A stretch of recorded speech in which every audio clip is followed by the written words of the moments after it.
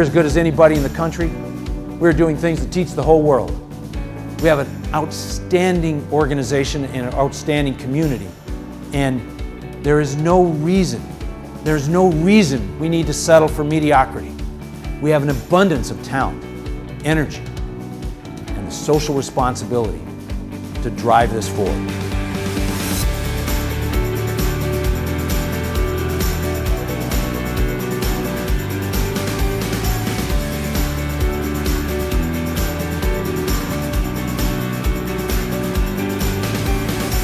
What I want to talk about today is values-based decision-making.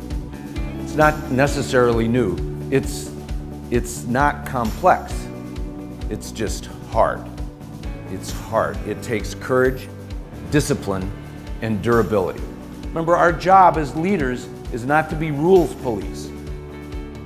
Our job as leaders is to be people builders. If our job is to build, we can't spend all our time holding people accountable. Holding people accountable rolls off the lips. It's often used as, yes, what a great leader, held everybody accountable. It's an important piece. It's not that we should ignore that. But if all you do is hold accountable, then you're always looking backwards, right? You're always looking backwards.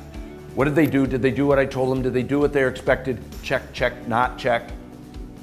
If you are responsible for people's success, that's much different.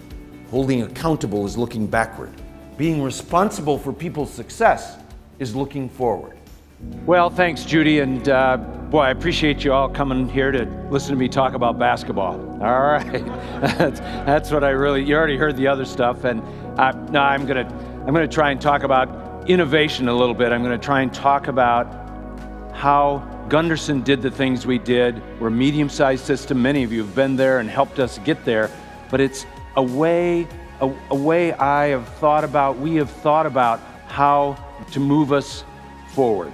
The first question I almost always get when I speak to other CEOs or other health system leaders is, why in the world is a health system working on energy production?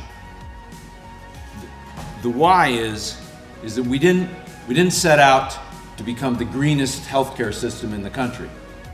What we set out to do was to make it easier for our patients to breathe. We set out to improve our local economy. We set out to lower the cost of care.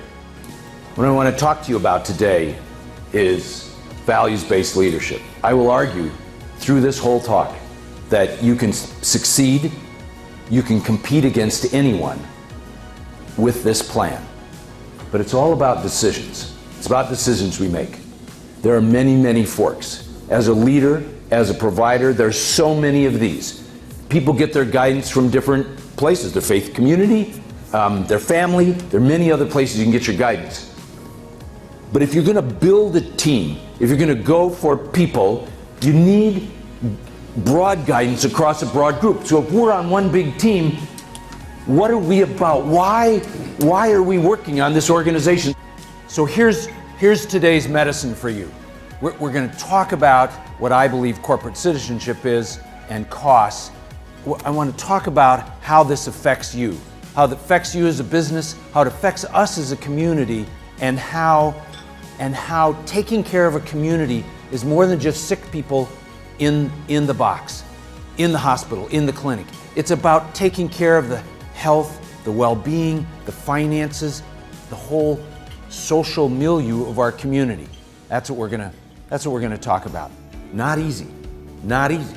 You have to have courage to stand there and say, we're gonna take a short-term struggle for a long-term gain. You gotta have discipline to have a plan forward. You just can't make it up. And you have to have durability because you're gonna get criticized.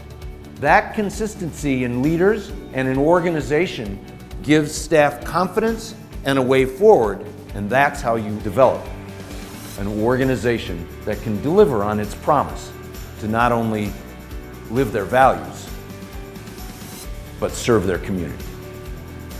Thanks for your attention.